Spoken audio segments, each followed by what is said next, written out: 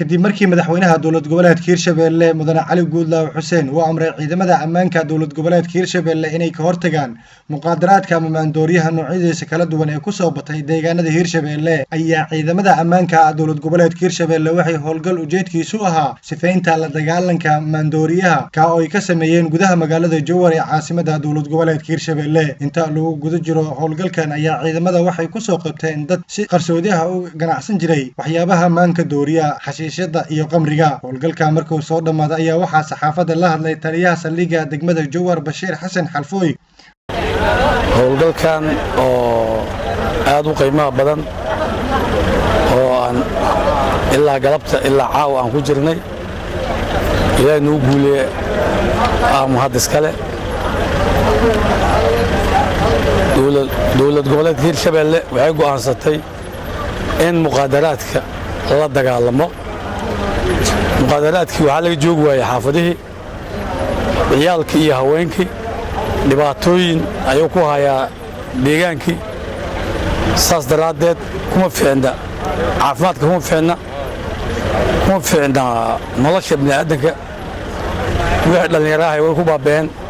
saas daraaddeed waxaa la go'aansaday oo dowlad goboleedka Hirshabelle go'aansadeen in lala dagaalamo ciidamada qalabka sido oo wada jiro howlgal oo booliiska degmada Jowhar oo horkacayo ayaan galnay waxaa galay ciidanka xoogga dalka Soomaaliya ciidanka nabad sugidda ee NISO ilaahay wuu noo guuleeyay haddana wixii dhiman ee beledka ku jiro ilaa aan ka dhammayno kama harayno waa daba taagnaynaa cidda aan ku qabanno waa ku maxkamadaynaynaa sharcigan la deegsanaynaa cidna kama yeelayno jiilka soo koraya in la baabi'iyo oo lagu dheelo waxay gaareen heer ciyaalkii iskuullada loo soo diro taambuga lagu siiyo iskuulkii heer waxay gaareen xashiiska iyo jidka la istaagaan heer waxay gaareen laamiga ay soo dhex fadhiistaan inaan la dagaalnaa naga go'aankaas waa la qaatay cid kasto ee aan ku qabannane sharcigan horgeynaynaa maxkamadda awoodda u leh cid aan kala gorgorootamayna ma jirto cidda noogu timaadane waa ku daraynaa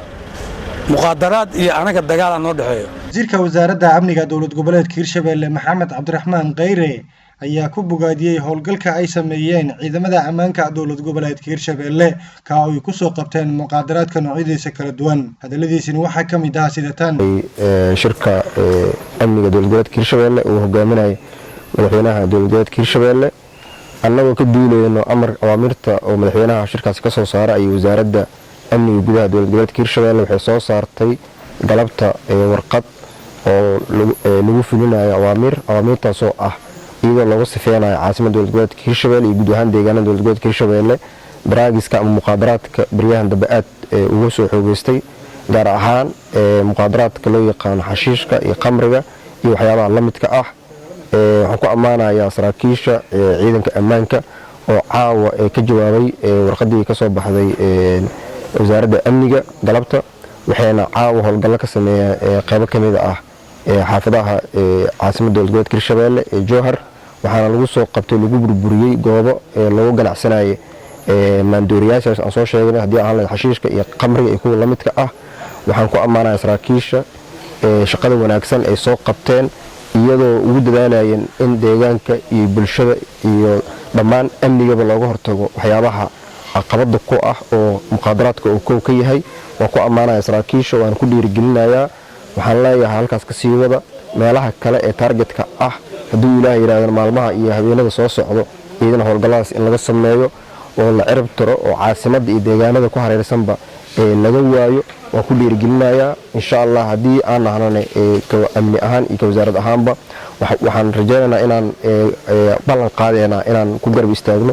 oona aan ku dhiirigelinayno habeen iyo maalin aan ku garab taaganahay si ciidanka ammaanka dhiirnaan ay ugu helaan howlgallada socdo waxaan rabaa marka fursaddan ugu faa'iideysanayaa shacabka ku dhaqan caasimadda dowlad goboleedka Hirshabelle waxaan leenahay walaalayaalow kan waantooba gaar ahaan dadka ku falalkaas